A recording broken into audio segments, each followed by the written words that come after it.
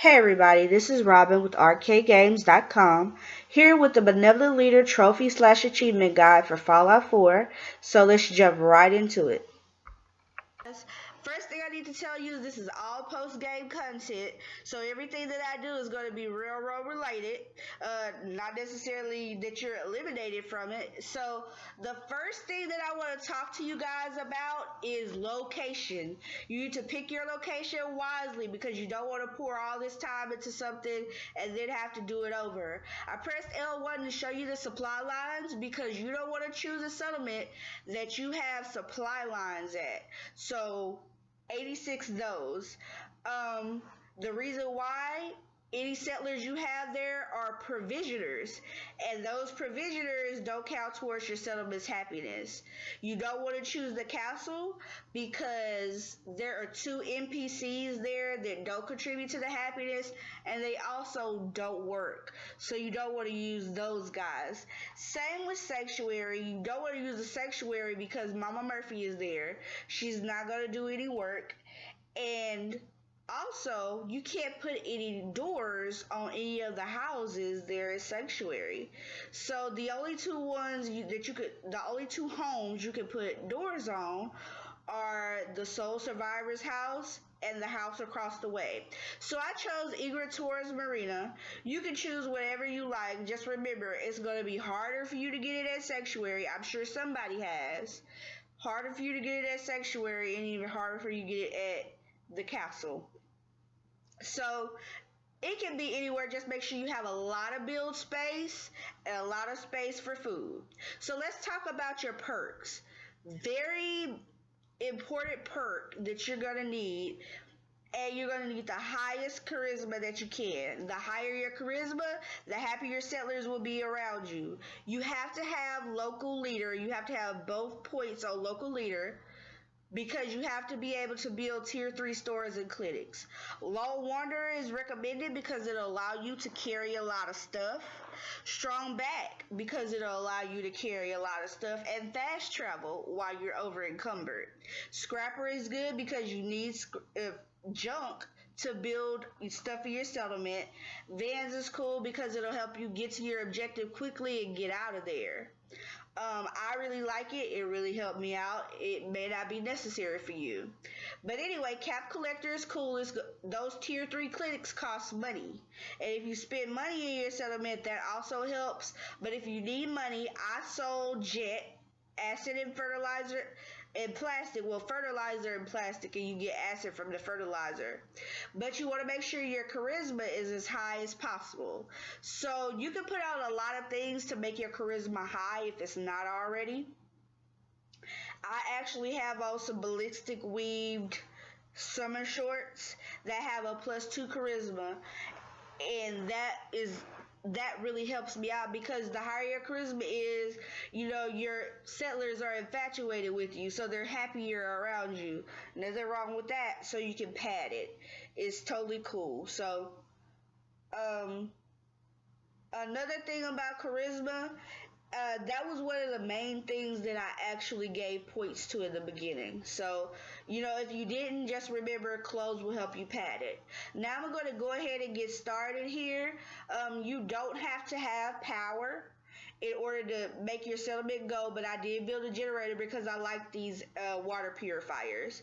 So I just threw a water purifier out there. You really only need 6 water, but if you can, you do it.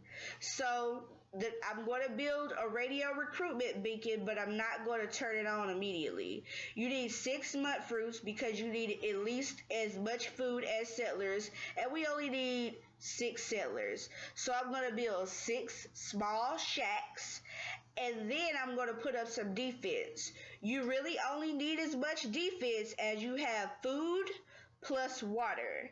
So kind of overkill. I'm going to wind up with about 82 defense. No biggie. You're going to put beds in each sack. You're going to put up some decorations. And then I start putting up lights and power conduits. It's not necessary. It's not anything that you have to do.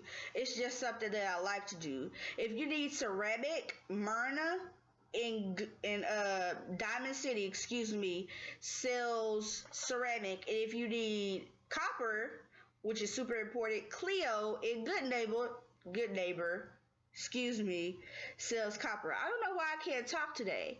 Potted plants are really good, but you need the Picket Fences magazine that goes along with it. Put doors on all of your shacks. That's really important that your settlers have their own space with their own door. They need roofs and a door. The next thing that you need is a bell. If you want this patio furniture, it is also a part of a Picket Fences magazine. But that bell will help you call settlers, and we'll get into that later. So I'm just putting up some more decorations. Decorations are important. They make your settlers happy, which is, you know, typical. So I put up some more decorations, a doghouse, and now here come those tier 3 things. So I put up a restaurant, 3 surgery centers, and a clothing store. So I'm gonna pop out of my settlement, go find some missions, and then I have 2 settlers in my settlement already, and that immediately dropped my happiness down to 30. So I'm gonna go back and check on those settlers and give them work to do. And this is where that bell comes in handy, because I couldn't find that second settler, so I rang the bell. You ring the bell and your settlers will come to you. Now the problem was that the settler actually wasn't in the settlement yet. So I just popped back out. Now in order to leave your settlement, you need to walk outside of the green build area. That kind of the demarcation where you go into build mode. You actually need to leave there and then fast travel out. So I went to go do this mission. And after every time that you do a mission, you know, you just want to go get it done as quickly as possible, which of course this is at 16 times the rate of speed. It looks like I really did it fast. But every time you finish a mission or an objective or whatever, you just want to float over and hover over. See, I got 10 points on my settlement. Now I'm going to go back into my settlement and check everything out. There is a sleep wait cycle that you want to use. You know, ring the bell, have a seat, wait with your settlers there in the daytime. Now if it's night, you don't want to wake them up. Of course, it's going to make them unhappy. So I was looking for the second settler, and she automatically auto-assigned to food. So I wanted to assign her to the surgery center.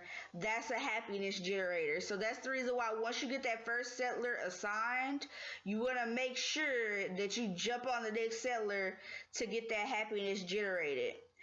Now, there's actually like a sleep cycle too, that once you get everything done, you want to sleep, but you don't want to build a bed until some of your settlers have already chosen one.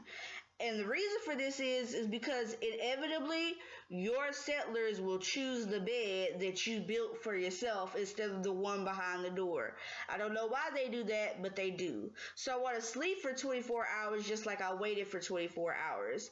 And then what popped up was to help defend Sanctuary Hills. If you get any messages to go help a settlement, you want to do that too, because that also helps your settlement. Which then I'm going to go back into my settlement and check it out again, 67%. You know, you just want to keep doing these cycles of helping settlements, doing missions, checking on your settlement. You get an increase, pop back in your settlement. Even if you don't get an increase, if you've been away from your settlement too long, you still want to go check on your settlers or be around your settlers and do the sleep cycle, the wait sleep cycle. A lot of these guides will tell you just to do that sleep wait cycle. That's going to take forever. Go do a mission, especially if you're still in the middle of actually playing the game. You're not just doing post-game content. You need to be generating that experience, you know what I'm saying, or experience points.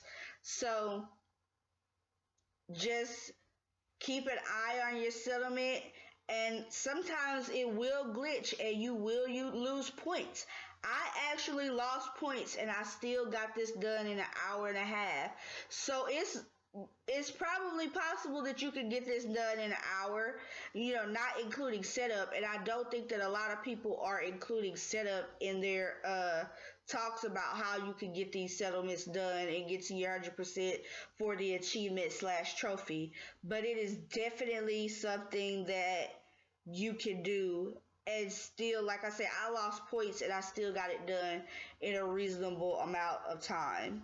So now I'm actually fixing to go check my settlement again, just hover over that guy, and I'm actually going to go defend the checkpoint because I'm already here. So if you run into other things to do, explore, checking things out, as long as you don't stay away from your settlement too long and you're generating experience. That's the most important thing to keep in mind. Are you generating experience? Experience counts. Experience helps. So now I'm at 93. I was taking paintings down to put them back up because my size is up. Now, some people will tell you that you have to have that size in the yellow. You don't. I got my trophy and I actually did this one without my size being yellow. So I was actually just taking paintings down to put them back up and kind of recycle, but then I fucked up.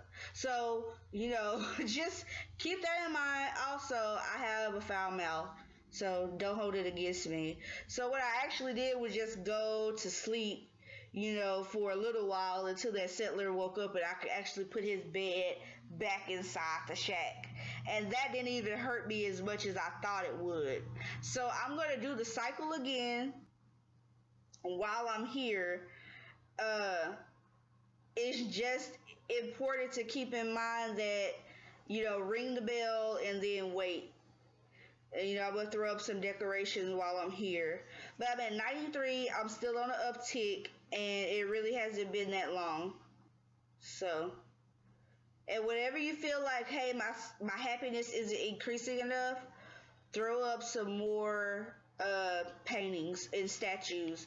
Keep in mind, statues are also tied to your picket fences magazines, and you can go find those. There are guides out there for that. I actually just got a mission from my settlement, so you want to do that one as soon as possible. If you have any other missions from like the railroad or the Brotherhood of Steel or whatever, you want to make sure that you defend your settlement first. So important. Settlement defense takes your happiness through the roof. The quicker you do it, the better. So I'm going to go ahead and check on my settlement again. And I don't know why I went through this. I could have edited this part out. I'm not really sure why it's here. But the video is done, so it's gonna stay. So, running through another mission, killing as many people as possible because experience counts. Okay, keep that in mind when you're doing your mission. Like, the more people you kill, the better. So, completed that mission. Working on some gunners here. Could have edited this all out, but I didn't. So, what you want to keep in mind is that as long as you follow the patterns, you will be fine. As long as you are defending your settlement or building your experience, you shouldn't have a real problem, and it won't take you that long. That I totally suck at games where I have to shoot, and that's most of the reason why a lot of the missions that I did are edited out, because I suck at it. So I just checked my settlement and I went up a few more points. So I'm doing the sleep wake cycle again, putting some stuff up, and I'm gonna continue to do it. So I had another mission. Now I'm at 98%. I'm going to go check back in with Dr. Carrington at the railroad. Again, I sided with the railroad. This is all post-game. So, siding with the railroad gets me 2 missions each. One from Pam, one from Carrington, and they kind of cycle. So, if you are post-game and you have the railroad, that's a great way to generate that experience that we're talking about. Is as soon as you get through with Dr. Carrington, Drummer Boy is kind of annoying, but he's so helpful. And you have no idea how many times I was at University Point. It was a lot. So I'm going through the cycle again till everybody wakes up. I just wanted to be in my settlement after doing that mission. So I waited again. I went to go turn in the courser bounty, and I just talked to Carrington out of habit. But I'm about to check my Pip-Boy, and 100%. It really is that easy. Just keep this in mind. Good location, a shack for each settler, one settler on 6 mut fruits, 5 tier 3 shops, clinics. So don't use weapons or armor, but surgery centers, bars, and restaurants. And then the sleep-wake cycle while you do experience missions while running outside of your settlement. That will get you this trophy. And I promise you, after your initial setup, it took me only about an hour and a half. You guys enjoy yourself. Thank you so much for watching. Remember, OurcadeGames.com, and we'll see you guys next time.